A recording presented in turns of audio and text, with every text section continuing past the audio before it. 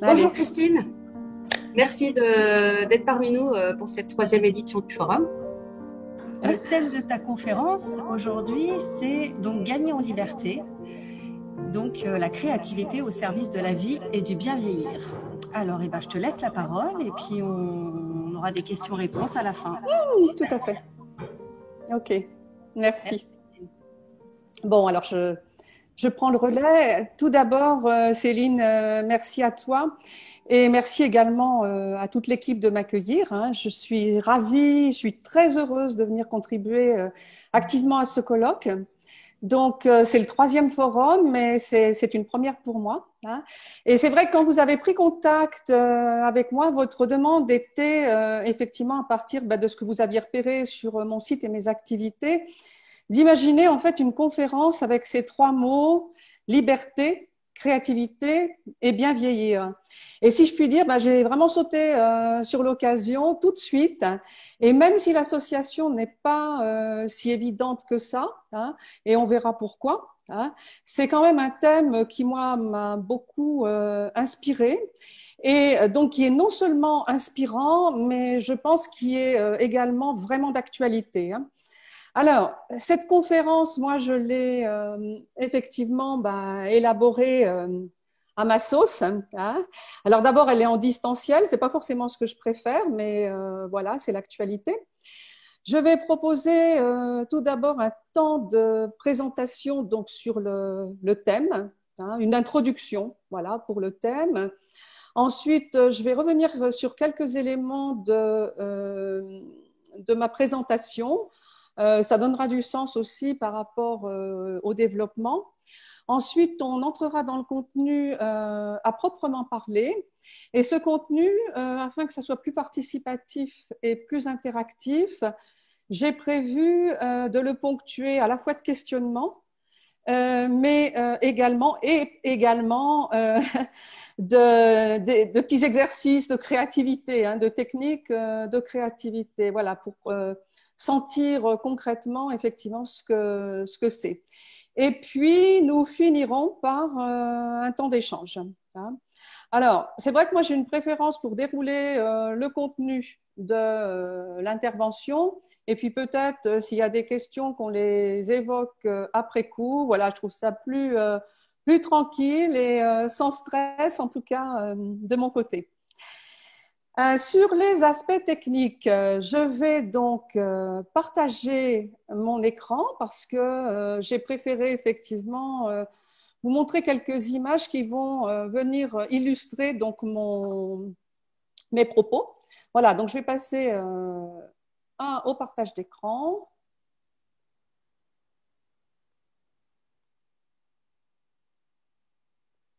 Voilà. Hein. Et comme tu l'as dit, effectivement, le thème de l'intervention, c'est gagner en liberté, la créativité au service de la vie et du bien vieillir. Donc, une petite introduction donc d'abord. Hein, dans la vidéo de présentation, hein, j'expliquais donc à quel point la créativité avait été présente, importante dans ma vie professionnelle et dans ma vie personnelle. Et même si je suis plus en activité professionnelle, la créativité est toujours très présente. Hein. Et pour moi, liberté et créativité, c'est vraiment une association évidente. La créativité, donc, c'est une ressource puissante qui peut nous faire grandir au jour le jour. Alors, contrairement peut-être à une idée reçue, la créativité, ce n'est pas du tout quelque chose de nébuleux ou de flou. Pardon. Ça peut même être quelque chose de très opérationnel. Hein. En fait, c'est à chaque fois qu'on se dit comment faire pour, ou alors il me faudrait des idées pour.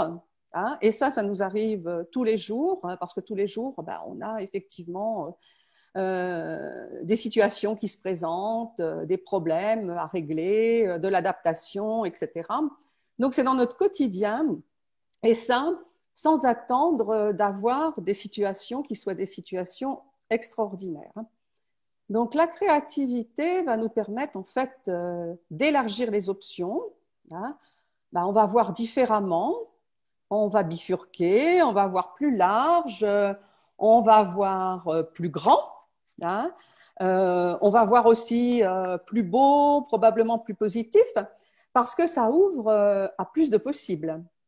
Et donc, ça va nous faire gagner en liberté, à la fois liberté de penser et liberté d'action, liberté d'agir. Hein.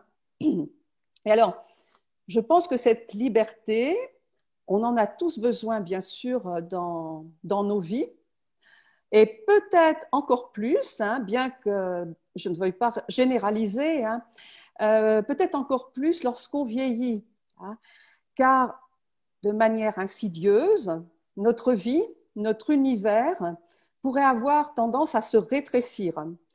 Donc à cela, il y a un certain nombre de raisons, hein, qui peuvent être effectivement le départ des enfants de la maison, l'approche de la retraite, puis le passage à la retraite, et puis les années suivantes.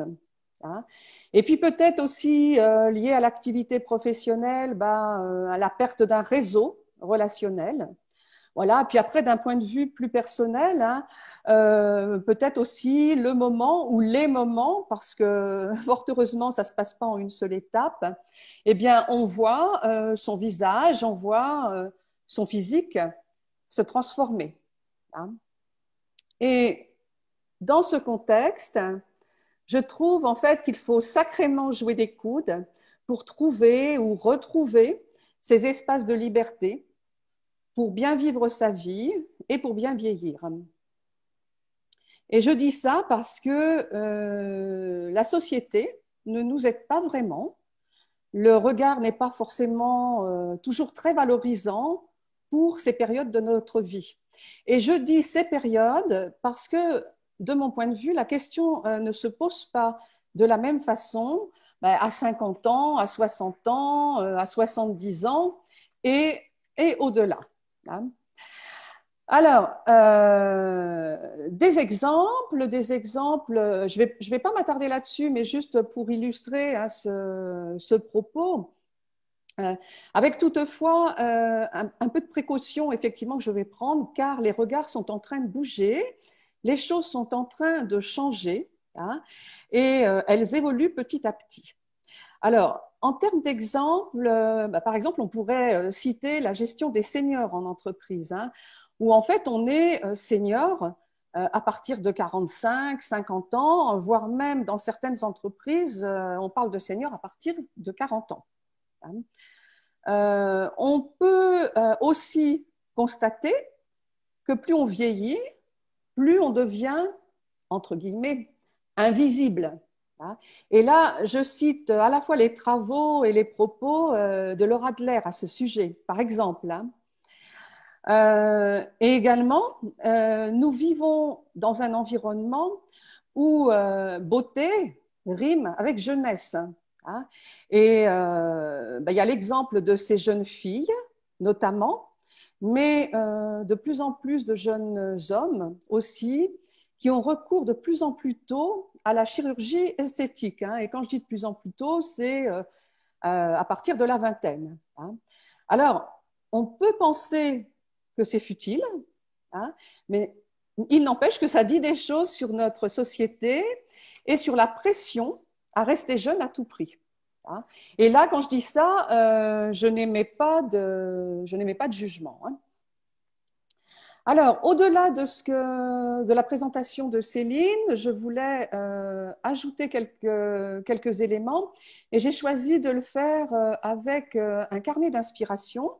Donc, c'est une technique de créativité que j'aime beaucoup et qui consiste à se présenter différemment à partir de mots, à partir d'images. Hein. Donc, vous avez là effectivement un certain nombre des éléments qui parlent de moi en termes d'images.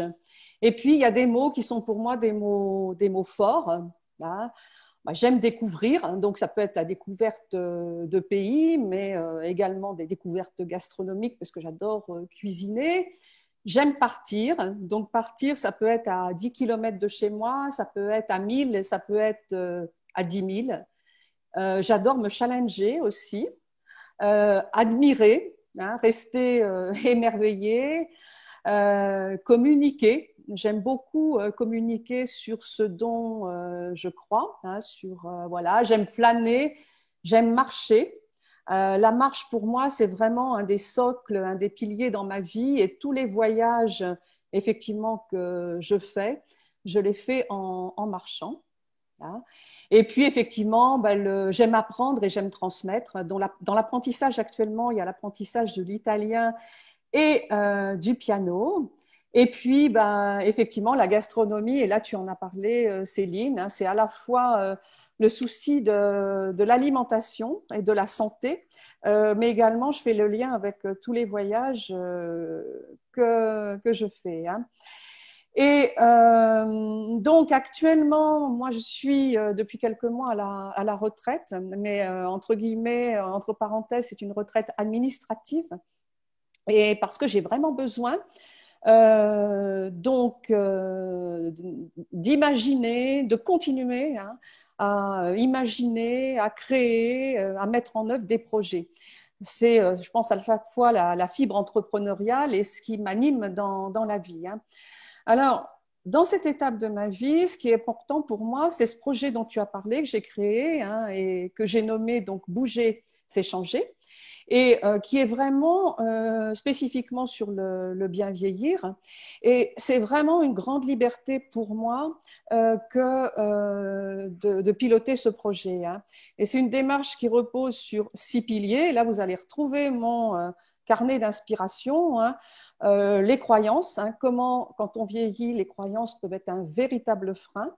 Le mouvement par la danse, par la marche, la beauté, l'émerveillement, donc l'alimentation, l'expression artistique, qui est différent de la créativité. Et bien sûr, le dernier point, le 6e pilier, c'est la créativité. Hein. Et aujourd'hui, ma liberté, elle est dans mes espaces de création. Hein.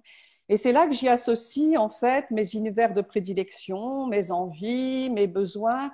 En gros, aujourd'hui, je n'ai pas vraiment l'impression de travailler puisque je suis vraiment dans un environnement que j'aime. Hein. Et le clin d'œil, c'est d'ailleurs de constater que combien paradoxalement, ce projet sur le bien vieillir me fait rajeunir. Alors, petite question que j'ai envie de vous poser, que voilà. Hein. En fait, cette qualité du bien vieillir, ce bien vieillir, à quel âge sommes-nous concernés? Et là, je vais vous laisser 3 secondes, hein, parce que c'est intéressant que ça soit aussi spontané. Voilà, donc peu importe ce que vous mettez, mais justement, eh bien, c'est à vous de choisir. En fait, nous connaissons tous des trentenaires qui sont vieux dans leur tête, hein, et parfois même déjà dans leur corps. Et nous connaissons tous aussi des personnes plus âgées qui ont une véritable vitalité intellectuelle, physique, qui ont la niaque. Hein. Donc en fait, peu importe notre âge, quand on se sent vieillir, qu'on ait 30, 40 ans, 50, 70 ans, quand notre univers de fait se rétrécit parce qu'on se sent vieillir, à mon sens, on a besoin de créativité pour trouver d'autres espaces, pour trouver d'autres respirations, pour trouver d'autres projets, d'autres inspirations. Et ça, de façon positive. Hein.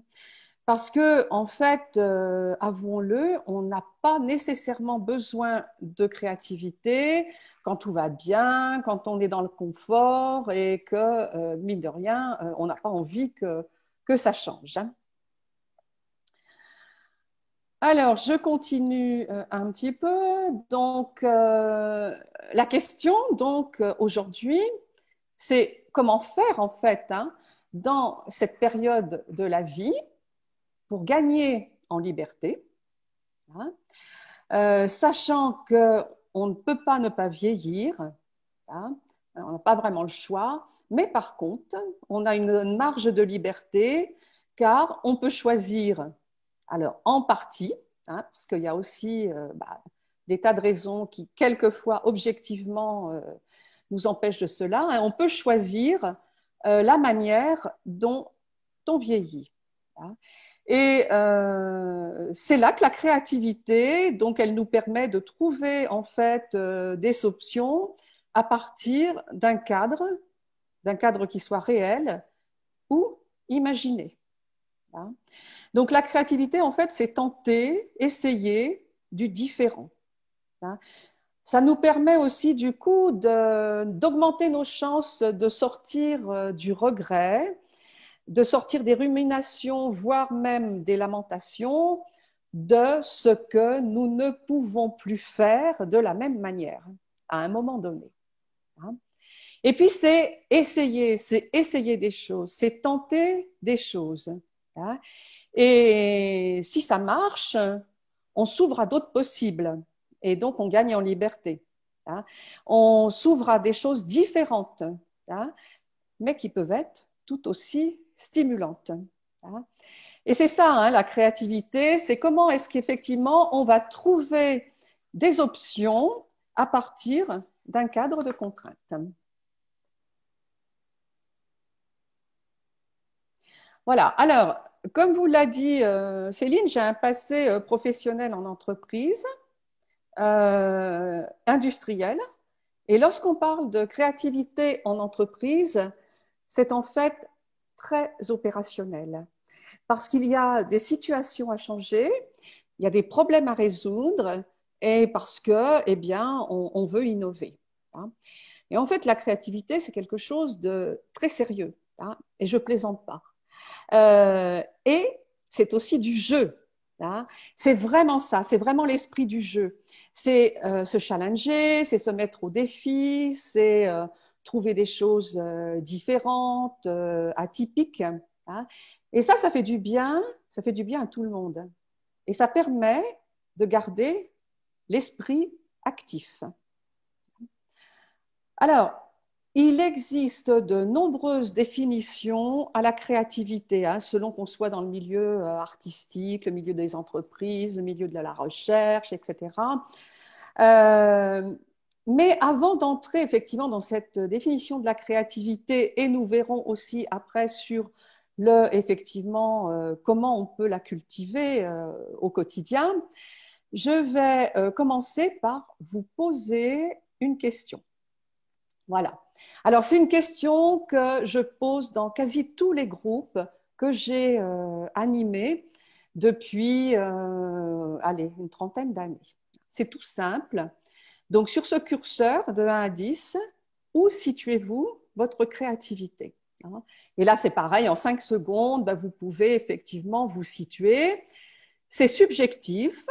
Ça peut être différent demain parce que vous vous sentez aussi, vous, différent ou différente.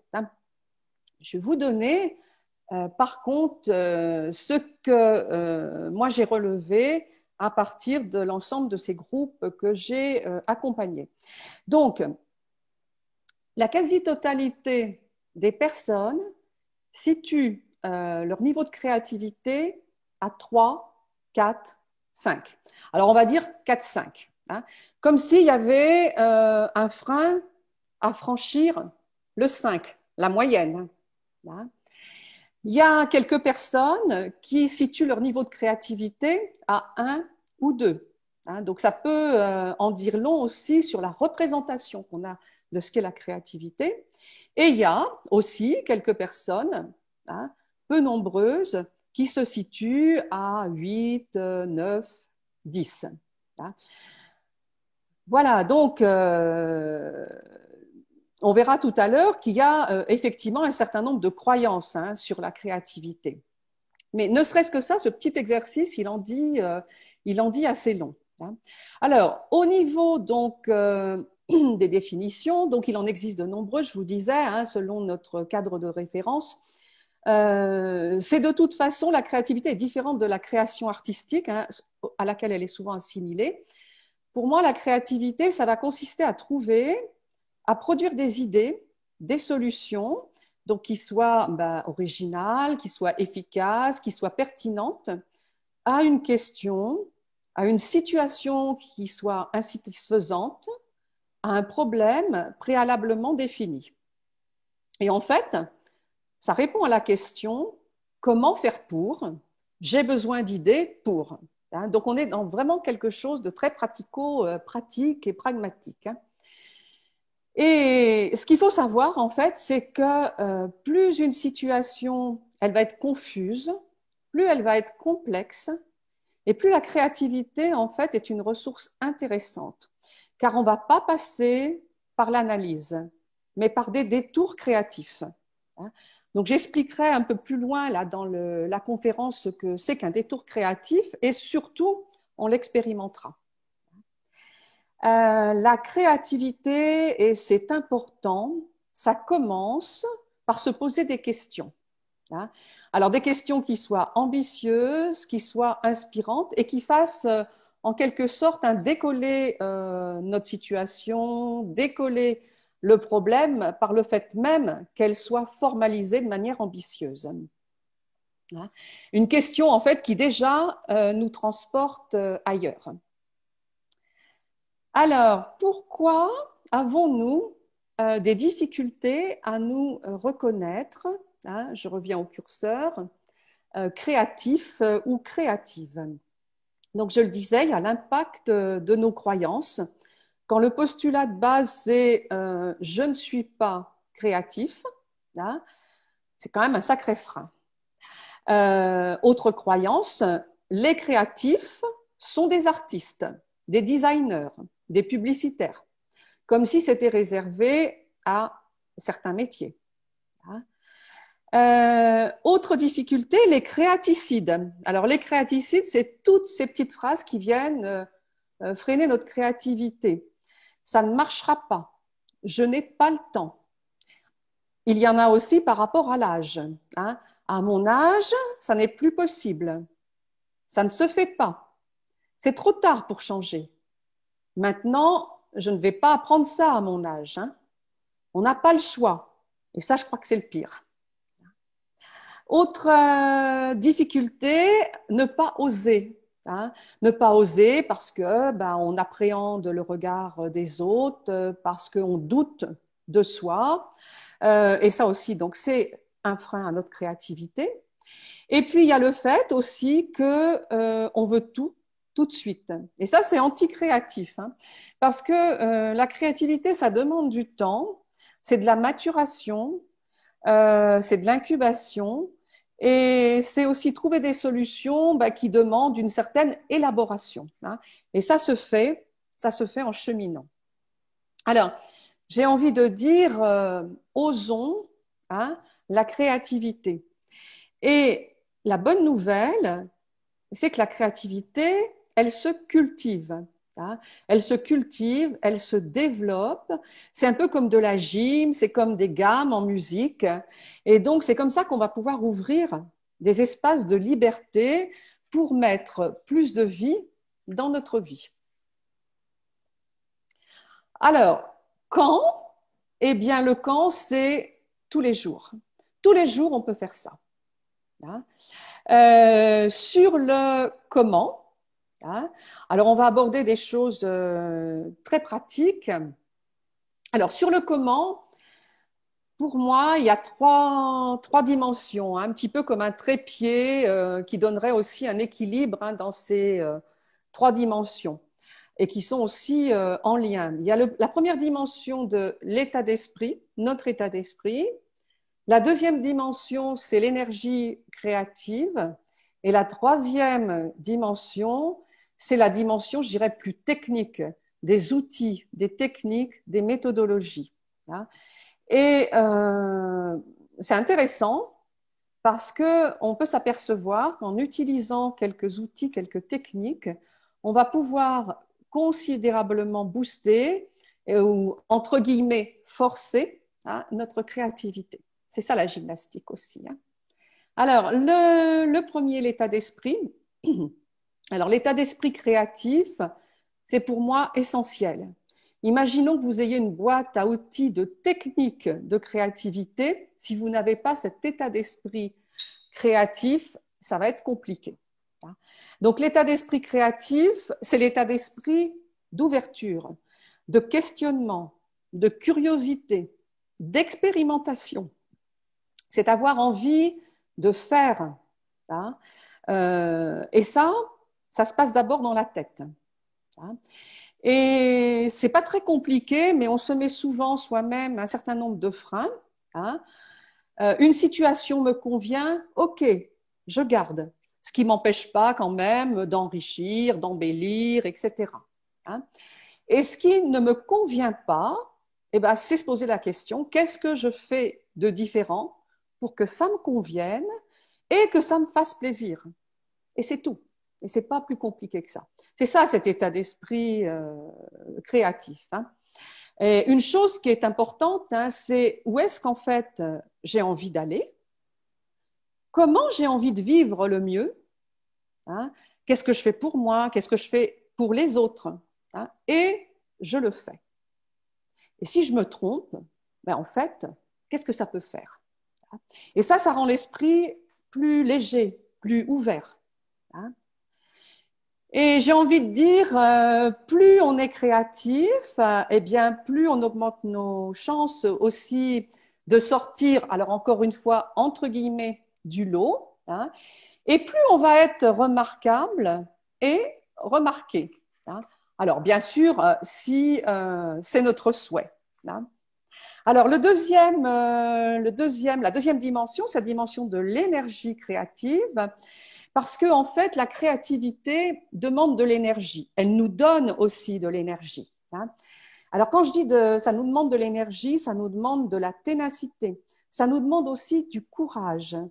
Ça nous demande d'aller au bout de nos idées et de les transformer en solutions.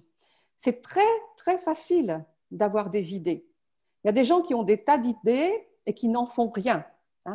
Le véritable génie créatif, si je puis dire, c'est d'arriver à transformer ces idées en solutions qui nous conviennent, qui nous fassent plaisir.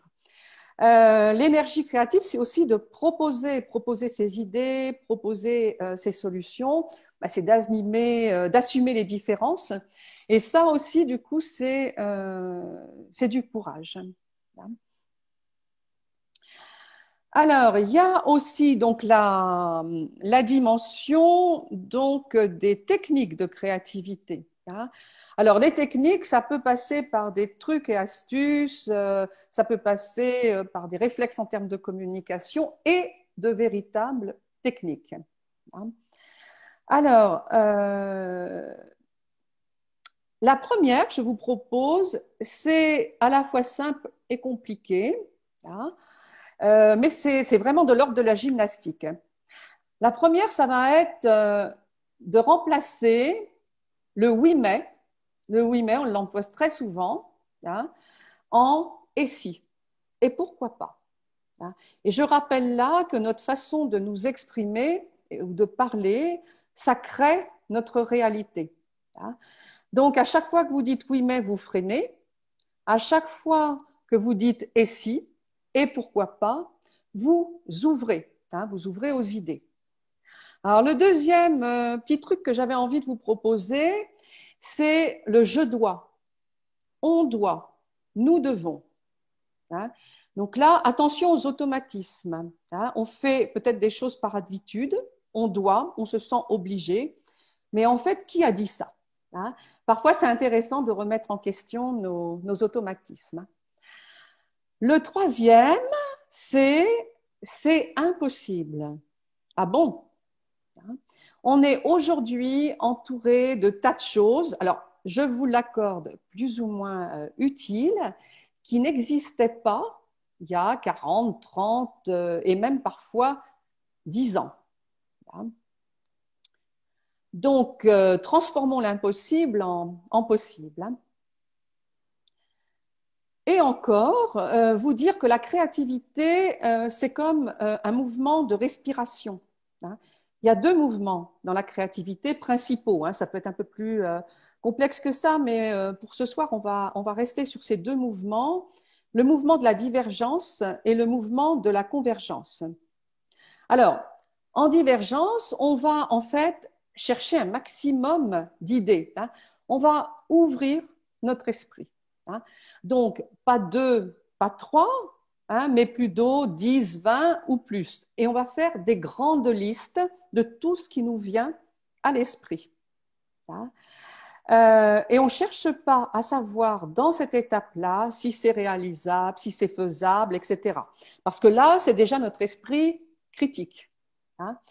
Donc, tout ce qu'on peut trouver dans cette étape de divergence, c'est parfois un petit peu délirant. On se dit, c'est du grand n'importe quoi. Mais tant mieux, tant mieux, tant mieux. Ça veut dire qu'on commence à lâcher effectivement nos idées habituelles, préconçues, etc. Et tout le monde connaît, donc à tout problème, il y a au moins une solution. Mais moi, ce que je vous propose, c'est à partir de maintenant de vous dire à tout problème, il y a au moins 10 solutions. Et on fait des listes, des listes, des listes. Et après, une fois qu'on a fait nos grandes listes, on va partir dans le deuxième mouvement, dans le mouvement de la convergence. Et là, c'est le mouvement de la sélection, c'est le mouvement du choix, en laissant effectivement maturer, incuber, on enrichit, on associe pour élaborer petit à petit une solution. Donc une solution qui nous fasse plaisir, qui soit originale, qui soit pertinente par rapport à notre problématique de départ. Et ça ouvre à beaucoup, beaucoup de liberté.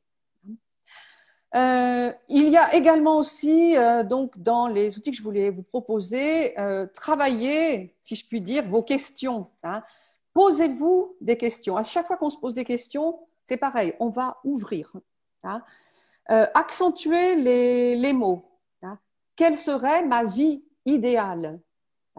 On vise le mieux pour nous. Quelle serait ma vie idéale plutôt que de ruminer en fait sur une vie qui ne me convient pas. On peut tourner comme ça assez longtemps. Alors, j'avais donc envie maintenant de vous faire pratiquer quelques petits exercices de créativité. Mais avant, je vais vous proposer une autre question. Et cette question, c'est en fait, à quel âge est-on le plus créatif, la plus créative?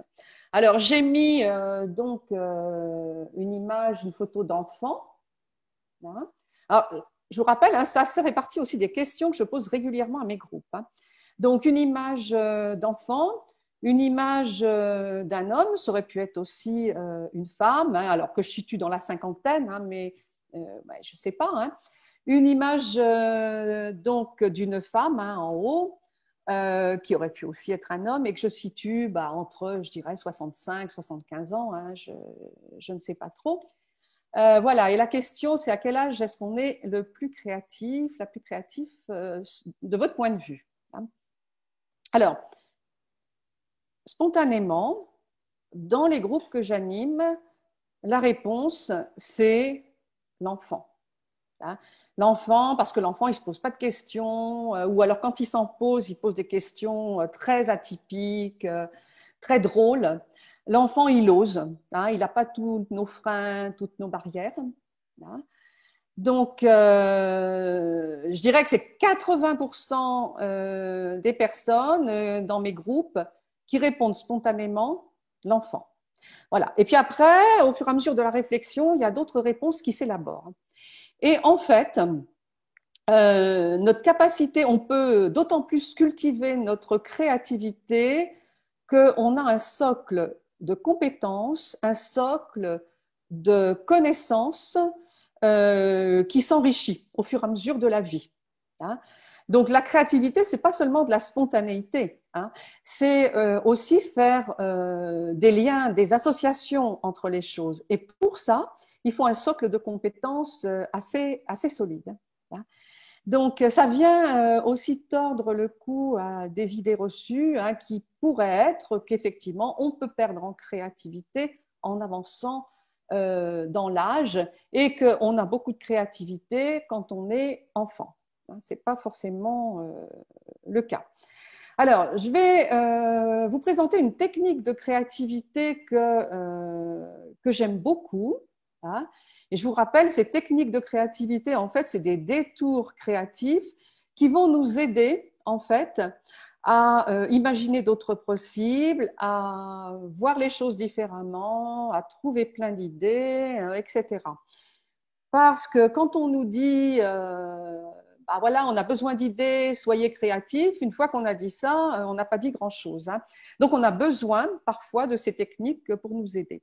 Alors, une des techniques, moi, que j'aime beaucoup, c'est cette technique que j'appelle des personnages inspirants.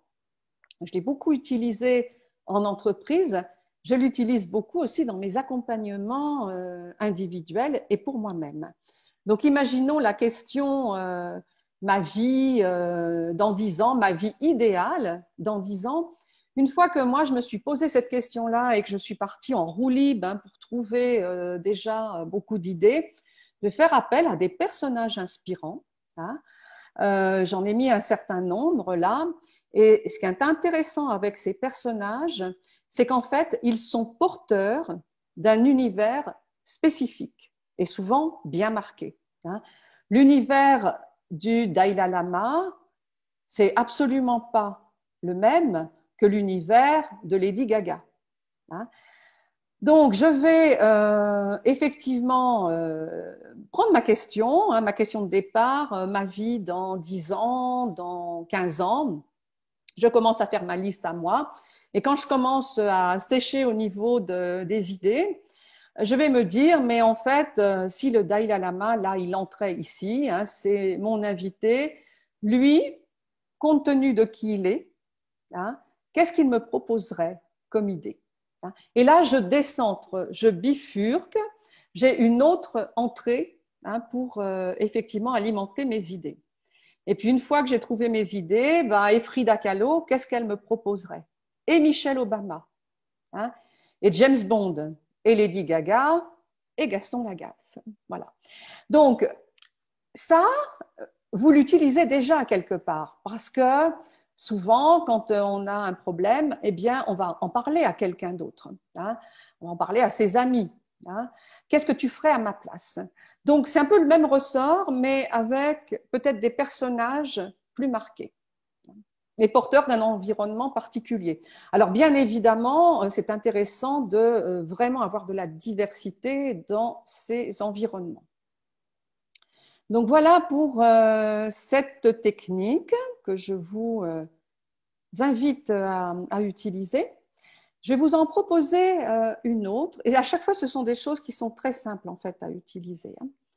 Alors, l'autre technique que j'aime beaucoup aussi, c'est une technique qui est utilisée, qui est issue de ce qu'on appelle une table de concassage. Donc, qui est une approche plus complexe. Et là, elle est vraiment simplifiée. Donc, imaginons ma vie dans 15 ans. Je vais effectivement me poser la question sur chaque verbe inducteur. Alors, je vais commencer par exemple par le supprimer. Donc, vous pouvez le faire en même temps. Je vais passer quelques secondes sur chaque verbe, sachant que c'est un travail qui se fait un petit peu dans la durée. Donc, vous pouvez l'initialiser là, maintenant, mais vous pouvez aussi le compléter ce soir, demain, la semaine prochaine, etc. Donc, ma vie dans 10-15 ans, qu'est-ce que, effectivement, je supprime? Qu'est-ce que j'ai envie de cesser? Qu'est-ce que j'ai envie d'interrompre? Et là, vous partez donc en divergence. Je vous rappelle que la divergence, c'est le volume des idées. Donc, vous mettez tout ce qui vous vient à l'esprit. Même si vous vous dites, ça ne marchera pas, je ne le ferai pas, vous faites l'association, vous mettez l'idée. Faites confiance. Donc, supprimer. Qu'est-ce que je pourrais diminuer pour ma vie idéale? Donc, qu'est-ce que je pourrais diminuer? Qu'est-ce que je pourrais réduire?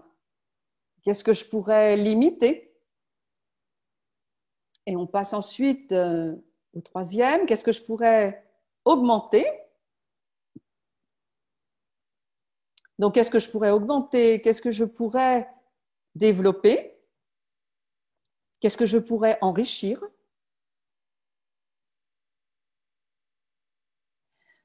Qu'est-ce que je pourrais créer? Hein, qu'est-ce que je pourrais créer? Qu'est-ce que je pourrais imaginer? Pour le cinquième, qu'est-ce que je pourrais simplifier? Hein? Qu'est-ce qui pourrait être facilitant? Comment je pourrais me simplifier la vie? Et le dernier, ben, qu'est-ce que je pourrais embellir? Qu'est-ce que je pourrais mettre en avant? Qu'est-ce que je pourrais mettre en lumière? Voilà, et vous visez le volume pour chacun des verbes. Et ensuite, ben, vous allez tout relire et vous allez passer à l'étape de convergence qui va consister dans chacune des catégories à ben, refaire émerger tout ce qui vous paraît pour vous le plus sympa, tout ce qui vous fait plaisir, tout ce qui vous donne de la liberté, tout ce qui vous prépare la belle vie dont vous avez envie dans les années à venir. Voilà, ça c'est deux techniques très simples. Sachez qu'elles sont sympas vraiment en plus à utiliser et que je vous garantis que c'est à la fois puissant et que c'est beaucoup de plaisir. Alors, pour continuer et presque terminer, parce que j'aimerais aussi qu'on passe à un temps d'échange entre nous, je vous propose deux clins d'œil. Donc, le premier, c'est cette photo d'une carte postale qu'on m'a envoyée il y a quelques années, donc que j'ai un peu retouchée à ma sauce.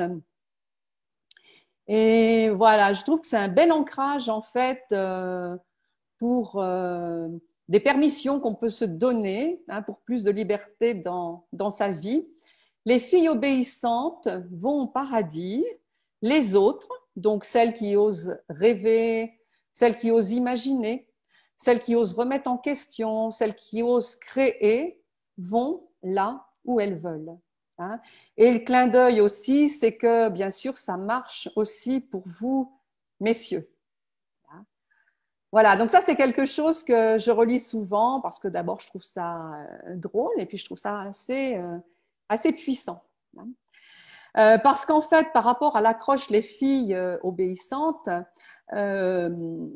pour développer sa créativité, ça nécessite aussi d'être un peu désobéissante et désobéissant et un peu impertinente. Hein. C'est dans ce sens aussi que je voulais le souligner. Et je terminerai par une maxime qui est notre bien vieillir se prépare par une attention donc quotidienne. Hein. Je ne crois pas, je suis même sûre, c'est pas à 80 ans qu'effectivement qu'on redéfinit sa vie, hein, mais on prépare plutôt notre vieillesse tout au long de notre vie. Hein, et l'approche préventive est extrêmement importante à mon sens. Hein. Donc notre bien vieillir se prépare par une attention quotidienne à notre mode de vie, et ceci tout au long de notre vie. Hein. Et la créativité est une ressource, bien sûr, qui va nous donner plus de liberté. Voilà, donc je vais revenir, je vais finir de partager l'écran, revenir avec vous, probablement retrouver Céline, et puis je me ferai un plaisir de répondre aux questions qui se posent. Merci Christine. Alors oui Christine, j'ai une question. Donc, y a-t-il un âge pour anticiper son vieillissement? Alors, j'entends. Voilà, tu peux répéter parce que ça… Alors, y a-t-il un âge pour anticiper son vieillissement? Alors, je dirais que c'est ce que j'ai conclu là-dessus en disant, ben, on prépare effectivement quelque part notre vie et notre vieillesse tout au long de notre vie. Hein, mais voilà, c'est pas très sympa, c'est pas très fun de se dire à 30 ans, on commence déjà à parler. Voilà, on a bien d'autres choses à faire. Je pense compte tenu aussi des différents piliers que j'ai présentés, hein, il y a le pilier par exemple du mouvement, il y a le pilier de l'alimentation, celui de la créativité aussi. Hein. Si je me suis mal alimentée tout au long de ma vie, alors on peut effectivement à 50 ans, à 60 ans, changer de type d'alimentation et c'est bien et c'est toujours ça de prix. Hein. Mais plus on est dans le préventif, plus ça va fonctionner. De la même manière, si je n'ai jamais fait de sport de ma vie, si je bouge pas physiquement, si j'ai un travail sédentaire, eh bien, je peux m'y mettre hein, au sport à 50 ans, à 60 ans, et ça peut marcher, hein, parce que notre corps est formidable et on a tout au long de notre vie la possibilité de se régénérer. Hein. Mais c'est quand même beaucoup plus simple si on s'y prend plus tôt. Hein. Un sportif à 20 ans, 30 ans, 40 ans, 50 ans qui entretient en continu effectivement sa forme physique, ben, probablement aura plus de vitalité, de force physique en vieillissant. Et c'est vraiment très important. Hein. Et donc c'est pareil aussi au niveau intellectuel. Hein. On peut se mettre à lire à 70 ans, mais ça fait quand même partie de notre socle culturel que effectivement lire, aller au musée, avoir un réseau relationnel, etc. Hein. Donc, j'allais dire anticipons. Hein. Ça répond à ta question? Oui, Christine. Okay. Et justement, j'avais une autre question.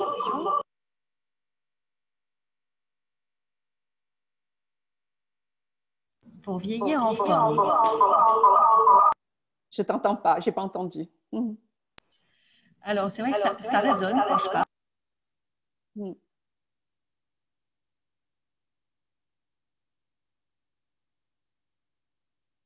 Alors, est-ce que tu m'entends là? Il y a un écho énorme. Oui, il y a un écho, oui. Alors, donc, ma question était, quelle est la place de l'activité physique pour vieillir en forme? Alors, c'est très intéressant parce qu'il y a d'abord l'évidence et il y a le non évident. Hein. Pour moi, l'évidence, c'est ce que je viens de dire, hein, l'activité physique, ça nous permet de maintenir hein, notre physique en forme.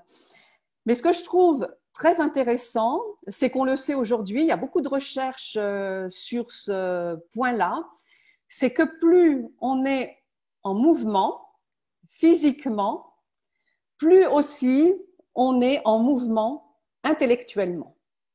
Hein. Donc, l'activité physique, ça ne veut pas dire forcément faire de la performance sportive. On connaît tous les bienfaits de la marche. Hein, et j'en profite d'ailleurs aussi pour faire un lien entre marche et créativité. Hein. C'est arrivé à tout le monde hein, d'avoir comme ça une idée qui nous tombe dessus, hein, alors qu'on cherchait rien, hein, mais qu'on est en train de marcher. Hein. Donc le mouvement va être aidant aussi pour booster notre créativité. Hein. Et plus on reste en mouvement, plus on est alerte intellectuellement. Hein. Donc ça peut être la marche, mais ça peut être aussi la danse. Il existe beaucoup de mouvements de danse de type développement personnel. Et ça, c'est très, très intéressant. Hein. Il y a beaucoup d'études qui sont faites parce qu'il y a eu beaucoup d'expériences dans le domaine de la danse, du mouvement, avec des maladies de type Alzheimer, par exemple. Hein. Et on voit que c'est très puissant pour ralentir, en tout cas à défaut de guérir, mais de toute façon ralentir. Alors, sans parler de la maladie, hein, bien évidemment, hein, là c'est peut-être je suis un petit peu dans l'extrême, hein, mais de toute façon, au quotidien, bouger, ça nous fait du bien, à tout âge. Non, enfin, la seule chose que j'aurais envie de rajouter, c'est de se faire confiance, hein, que la créativité, elle se cultive vraiment tout au long de la vie et que ça augmente de manière significative notre qualité de vie. Hein. et que ça peut se faire, enfin je veux dire, on peut être créatif dans le domaine de la cuisine, parce qu'on aime cuisiner, on peut être créatif dans le domaine du jardinage, on peut être créatif dans le domaine du bricolage. Alors après, on peut être créatif dans le domaine, si on est un artiste, si on a l'âme artistique, dans le domaine de la peinture, mais on peut être aussi créatif pour repenser sa vie si on a des problèmes, si à un moment donné, on se trouve dans des situations d'impasse, hein, avec les quelques techniques que je vous ai présentées. Hein, et puis bien d'autres, hein, il y en a bien d'autres, bien évidemment. Hein. Voilà. En tout cas, merci à vous tous. Et puis, je vous souhaite une bonne continuation dans ce forum. Et je vais moi-même, effectivement, suivre un certain nombre de conférences et d'ateliers qui sont proposés.